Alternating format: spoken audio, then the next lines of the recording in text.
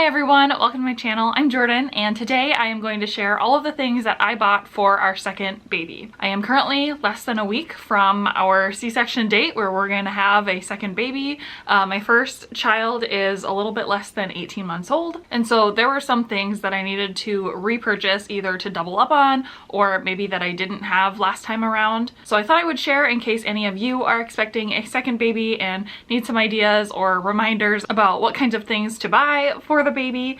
This isn't quite a newborn essentials video because there are a lot of things that we're reusing and that I didn't buy this time around, but that we will still use for the second baby. Once the baby has been here for a little bit and I get kind of back into the newborn groove, I may do another video with just general newborn essentials. But this is specifically what I bought for baby number 2. So really quick, I will start with the things that I didn't buy but that I already know we'll be reusing. First of all of the big furniture type items like a crib, all of our nursery furniture, and the pack and play that we use as a bassinet. We didn't repurchase any of that.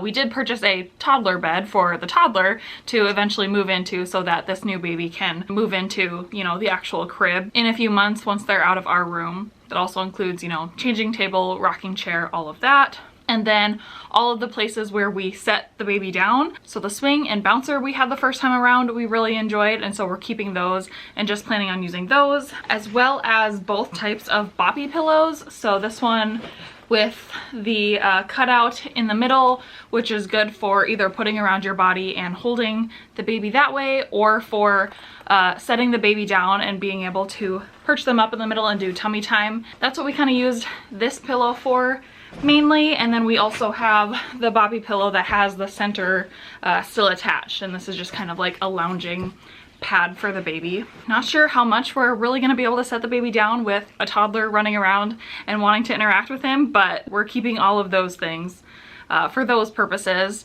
Newborn clothes, I really did not buy any new clothes except for a take-home outfit from the hospital because I kind of wanted that to be special, you know, for this baby. And then I did just purchase a whole bunch of extra newborn mittens because I remember these being extremely useful to cover up the baby's sharp fingernails, and they're so small that they, you know, get lost. And then car seat, I also didn't need to buy new. Our toddler is into her next level, you know, convertible car seat, and so the newborn car seat is free to be used by the baby. So I think that's kind of it for the big stuff that we purchased and plan on reusing. I would also put stroller in that category.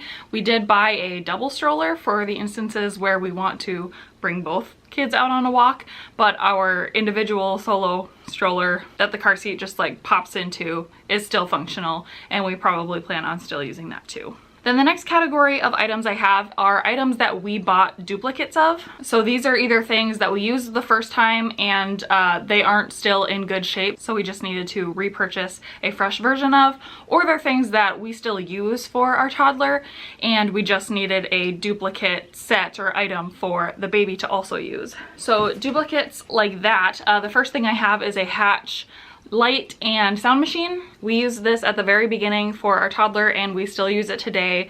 We turned it on for every nap of hers and at night. We're really happy with this Hatch model of it, so I just went ahead and repurchased the exact same version. So we'll have one in the toddler's room and we'll have one in the baby's room. Sound machines just help drown out obviously like loud noises that might be happening in your home, or perfect silence. We put a big focus our first time around on not really ever letting the baby get used to silence. We always had some kind of white noise going, whether that was the TV or their sound machine or just ambient noise happening around the house. But definitely something we want to have for where the baby's sleeping, in addition to the one that we're already using for our first child. And then we also bought a second set of baby monitors. This is actually the exact same set that we use for our toddler still. Again, she still takes naps, and we use these at night to hear in case anything is going wrong as she's sleeping, if she's crying, whatever. Because I did just buy the exact same models, obviously there could be some confusion between where is the sound coming from. And so we'll see how this works out, but my solution, this is one of the units we already have. I figured I would just put colored tape on the ones that are for my daughter and then a different color tape on the ones that are for the newborn. And I would do that for all 3 units that come in this set. So it comes with the 1 baby unit, which goes in the baby's room where they're sleeping, and then 2 like parent units. Where we have those located right now is 1 in our main like living area and then 1 in our bedroom. So no matter where we are, we can always hear where the baby is. And so with our second set, we would just put the baby unit in the second baby's sleeping area, and then we would put both of these in the same living and bedroom areas. And then when we hear sound coming from one of them, the colored tape would let us know, is it coming from the baby or the toddler? Maybe they'll sound different enough that that's really not an issue, but I just imagine in the middle of the night when I'm half awake, it'd be kind of nice to just glance over and see which monitor it's coming out of. And these ones, when they make sound, it also has lights that light up. We really like this brand, and so that's why I just went ahead and bought the same exact units that we already have. And then I also went ahead and bought additional diaper caddies. So I highly recommend these if you have a bigger house or you have multiple places you would like to change diapers. We have our nursery, obviously, which has like the actual changing table set up. But then what we did the first time around is also just have a bunch of these diaper caddies scattered around the house. So again, 1 in the main living area, 1 in our bedroom, maybe 1 in the basement if there's a chance that we could be playing with the baby in the basement. And basically it's just like this little storage caddy that we keep stocked with the diapers and wipes and Aquaphor and baby lotion, and then we just keep like a reusable kind of changing liner around, which we would just lay on the floor and change the baby on top of this. That way, obviously, any mess is contained to this and not on our carpet. This can be easily either wiped off or thrown into a washing machine, and we have several of these just in rotation. So because that worked so well the first time, I went ahead and got a couple extra caddies just so we can have more areas in our house that we can change the baby's diaper. I also went ahead and bought a second car mirror. So this goes on the back seat where the baby's car seat is, because they're facing backwards. This mirror just makes it so that I, from the front seat, can see the baby's face, see what they're doing, if they're sleeping or if they need help or what's going on. Our 18-month-old is still rear facing as of now, and so I thought it would just be helpful to have 2 mirrors. And then I did buy a second diaper bag. I wouldn't have had to, but this was kind of specifically because I actually didn't like our diaper bag the first time around, and I actually made a whole video about what's in our diaper bag and what diaper bag I use, which I'm not totally sure on if that video is coming before this or after this, but once it's up, I will link it if you are interested in exactly what diaper bag I use. I also went ahead and got a second breast pump. These are covered by most insurance for every single pregnancy and baby, so definitely look into that if you're having a second baby and you did pump. You could either get a renewed version of the pump that you like, or you could try out a different type of pump. That's what I did this time. The first time around, I exclusively pumped for 6 months, and so I'm very excited to have another pump this time around, just to have more flexibility and also to compare the 2 types of pumps. Once I get a little more back into pumping, I will probably do a video or 2 dedicated to that. So definitely stick around if that sounds interesting to you, but I did go ahead and purchase a second one through my insurance. And then we bought more pacifiers and bottles. Pacifiers, on the one hand, we lost a whole bunch the first time around, but also the ones that we do still have, it just seems like something it'd be nice to just replenish. Then we know it's clean, we can sterilize it, it's fresh. You know, bacteria hasn't been festering in it for 18 months. And then same for bottles, and specifically the nipples for the bottles.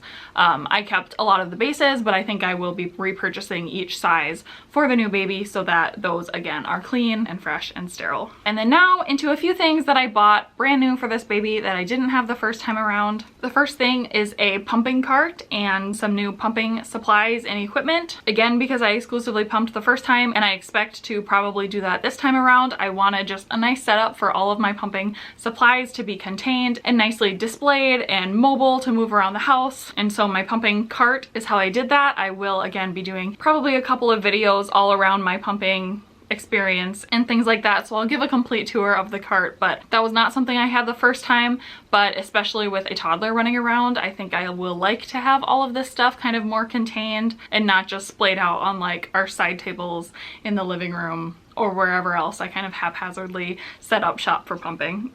I also purchased and put a little bit more emphasis on nursing clothes and things for after the baby, for recovery, not only for comfort, but also for ease of feeding and mobility and just all of that stuff. And then some more comfortable and like supportive pumping bras. That's something I did not have the first time around, and I got by without them, but I'm kind of excited to have, you know, a little bit nicer of gear for myself. I also bought for the first time some car sunshades.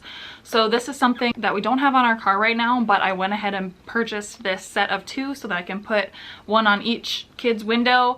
Basically you just pull it down and it helps shade from the sun. This is something we've run into issues a couple times. We do a lot of traveling, road tripping. We have family who lives several hours away, and so we spend a good amount of time in the car, and so it'll just be nice to have these, especially on long car rides, to be able to shade the kids from the sun. And then last thing that I have that I bought that I did not have the first time around is an electric nail file. I'm a little curious to see if I end up liking this. We do right now just have like the baby nail clippers, which work fine. I really haven't had issues with like cutting our baby or anything, but she doesn't love the nail clipping process. So I'm just wondering if this nail file set will make that easier at all. Basically it kind of looks like what they have at like a salon, but it's just this little electric rotary tool thing, and then you just put these really gentle nail files, and then you can just kind of like file the baby's nails instead of clipping them. And I guess it's gentler and it's pain-free. If it touches their skin, it's not going to hurt them. So I'm excited to try this out. Let me know if you have kids